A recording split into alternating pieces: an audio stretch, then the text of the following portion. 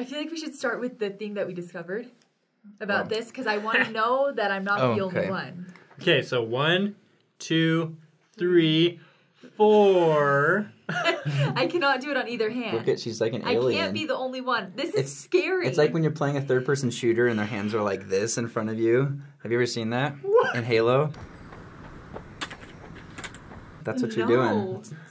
Oh, I can't do it. This has nothing to do with anything. No, do this it. came about because David did this, and he's like, this is like bad. Oh, crap. This is bad. This symbol is bad in Europe. And so then Mimi was like, then how do you say two? In Great Britain. In Great Britain. And then we were like, you can say two like this. And then, anyways. But then you have to count through, and you can't. It's and then too we hard. discovered Mimi's disability. Oh my God. Can I park in the handicap spot? No. I feel like that's...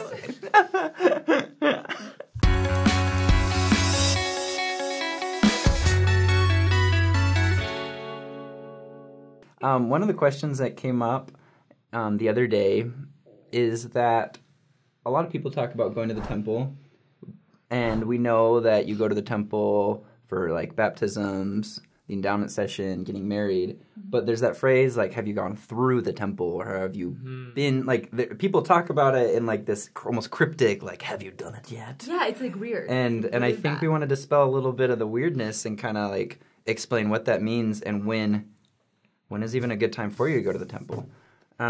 First of all, what does it mean to go through the temple? It's not taking a tour. Though you can. You can, though you can do that during the open houses. So once the temple is dedicated, you go through to receive the endowment, or your endowment, and then that's it. That's what it means to go through the temple. Yeah. So it's nothing like super weird or like mysterious. It's just one of the ordinances that you do when you're in the temple.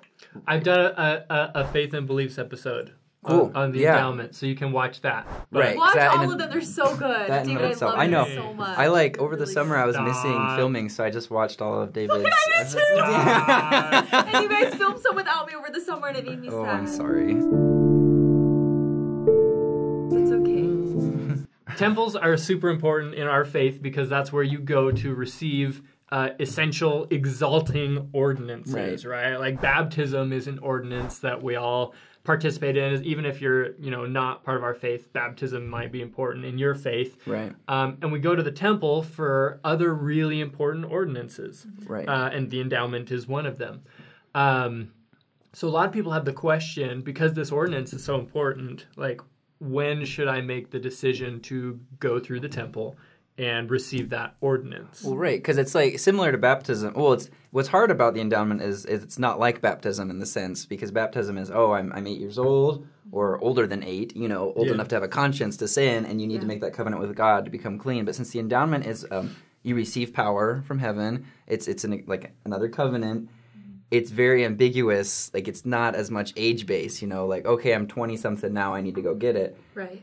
There are two main reasons why people go and receive their endowments, and it's typically before they go on a mission or before they get married. But other than that, it's hard because, there's not a specific age. Right. So it's up to the person and their readiness, but it is one of the most important ordinances in our church. So it is very, very important, and you want to make sure that you're ready and prepared to do that. But typically it's those two reasons. Right. Well, because marriage, first of all, sealing, that is the most important thing. Getting sealed and getting married in the temple is the most important covenant. And then going on a mission is like really, really hard and important. And so that's why you get your endowment, because it gives you strength, and it gives you added blessings from God. And so that's those like... And it's not that you necessarily, like, if you don't go through the endowment to like, those are events that kind of act as catalysts. Yes. Right. That's like the event that brings you to the temple generally. Like, you don't have to do it just for that. For sure. Yeah. Wait, say that one more time. I'm trying to explain. Like, I think I see what you're saying. Like, generally, a missionary will go and receive the endowment before he goes on his mission, because you need to be endowed to go on a mission. Right. But you don't have to go on a mission in order to be endowed. Right. Does Yeah, that make exactly. sense? And you don't have to get married to get endowed. Right. Right. So that's where the question exactly. rises of a lot of people who didn't serve a mission or aren't married yet, but they feel like they might be ready to go through the temple or receive their endowments. Right. It's hard because there's not a specific like age or anything you have to do. Well, so it's not like a meter you fill or a checklist. It's a lot of it, and at least because I went on a mission, my wife went on a mission, so it was like pretty easy for us to know when to get our endowments. But like most of my friends, some of my sisters who have gotten it, they really just focused on the conversations with their bishops. Yeah. And that's where I think a big help is if you've thought about it and if you've wondered if you need to or want to, I think that's the first step, or one of the first steps is to talk to your bishop, because they have a good sense. I mean, they have stewardship over their ward, and so they know how to help you and can. And if you want to be ready, then they'll help give you some steps and things you can do to prepare. Mm-hmm. Sure. And it's also important not to equate the word ready with perfect, because you're never going to be perfect. Right. And a lot of the time, if you haven't been through the temple, we keep using that phrase. If you haven't been through the temple, you grow up thinking, wow, this is a big deal. Right. And we emphasize being worthy to enter the temple, which I don't like that word, but it can lead you to think I have to be perfect. For sure. Which you don't. Well, and I think what's hard is that the temple is so sacred. We don't even talk about what happens in the temple, outside the temple. So then it's how can you be ready to do something that you can't even learn about, really. And so a lot of it, readiness or worthiness, is just keeping doing your best to keep the covenants you've already made. Yeah, that's a good point. And so if you're going to church and partaking of the sacrament, repenting daily, you're making mistakes, but you're working hard to improve. That's kind of the basis for being ready to go to the temple. Yeah. And going along with that, you don't need to know everything. Because, I remember I got my endowments, or I received my endowments before I got married. I was 20, and I was nervous just because I felt like I had a testimony of the gospel for sure. I didn't have any question about that. But there were things that I didn't know everything about. And I kind of equated that with, am I worthy? Do I know enough about this to go in and make that next step? But you don't need to know everything. I mean, that's what's beautiful about the gospel is I'm reading through the Book of Mormon now for I don't know how many times. But I'm learning more and more every time. And there are different little nuggets I'm getting that I didn't get before. We learn more and more about the gospel every single day. So if you feel like you don't know enough, you're usually it'll be okay as long as you're committed to learning what you need to and still progressing in the gospel. I mean, there are things you can do. There's temple prep classes that you can take in your church, and those will teach you a lot about not what goes on in the temple, but it'll give you the scriptures and they kind of talk about the history of the temple and how, and then Joseph Smith's experience with the temple, and then how you can feel more comfortable. For sure. Yeah. And that'll help prepare you, but you don't have to know everything about all the scriptures and all the prophets to go through the temple as long as you're committed to learning that eventually. Yeah, exactly. Being ready, that you're ready to make a covenant, just like you did with baptism, that you're kind of ready to take a step into the dark, learn something new, and then promise to do your best to live it from that point on. Yeah.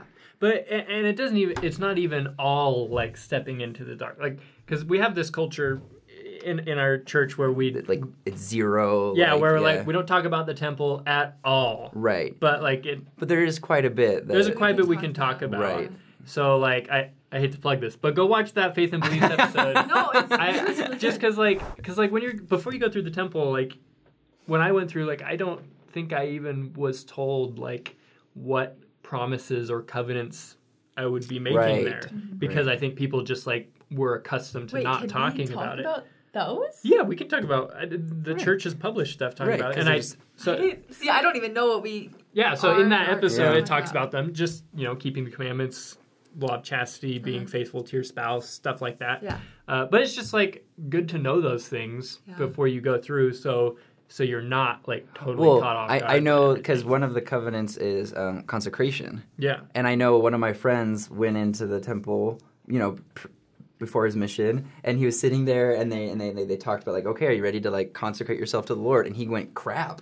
That's everything. That's all because that was the old law that you would give everything to God, and and he didn't understand what that meant, and he's like, does that mean I have to like give up all my stuff to the church? Like, and it was like this huge thing that he kind of freaked out, but he was like, I'm sure it'll be fine, and he went through with it, but because it's not that intense. Yeah. But that was, I think we can talk about those things and kind of prepare, especially for like what the covenants are going to be. Yeah. Absolutely. What I found is like the temple is so holy, like such a sacred place that like in the past, like church leaders have been very conservative about what they talk about, and like a lot of it is like scattered throughout the church's website. Right. Like it's there if you want to look for it. Right. But it's not like, oh, by the way, boom. Here's that. Yeah. Like, yeah, it's hard to like bring it all together and be like, here's everything you need to know essentially. Yeah. So but I think as far as like so if you hear someone say going through the temple, that's what they're talking about, is getting your endowments, and whether or not you're ready, I mean, as long as you're an adult. What's kind of the average age that people generally receive the endowment? Like early 20s. Early 20s? It depends. If they're going through because they're going on a mission, it's mission age. But if it's married, 18-ish. It can Whenever vary. you get married. Like me, I was 20. But I think if you're not going through for getting married or going on a mission, it's usually like mid-20s is what I've heard. I have a lot of friends like 22, they weren't married or mission, but just really felt like they should go.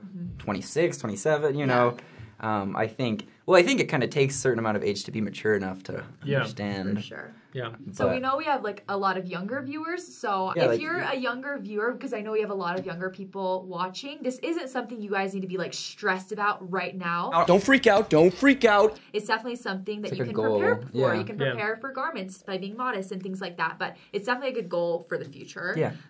It's definitely something in my personal opinion, you want to take really seriously. And so usually you have to be an older age to do that. Yeah, for sure. Well said. Thank you. Amen. So if you guys have any more questions, which I hope you do, obviously check out David's video because it really goes through the endowment, and then there's a lot of other things about like being ready and stuff that like our other videos cover. And just put in the comments if you have any like more particular questions, but like we could direct you to a lot of the videos we've done already that kind of cover different things. Yeah. But thank you for watching. Some faiths believe like if you die before you're baptized, then tough luck, you're going to hell, Or it was a scary laugh. It was, yep.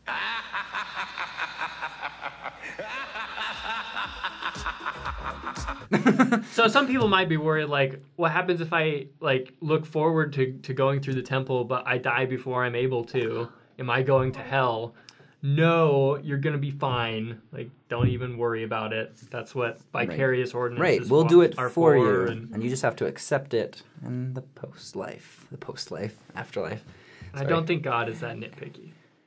I'm just saying. I don't think you're going to be okay. He loves you more than that, yeah. than to... He's not that, like, technical. Minutia, the minutia and stuff. Right. It's important, and there are ways for you to be able to receive that ordinance. Like, you need to receive that ordinance, but you're not going to be punished. Yeah, so don't stress out. So, you're like, not responsible for, So if you like this video, be sure to subscribe to our channel. You can hit the notification bell so you're notified every time we upload a video. And please follow us on Instagram because we need more of those.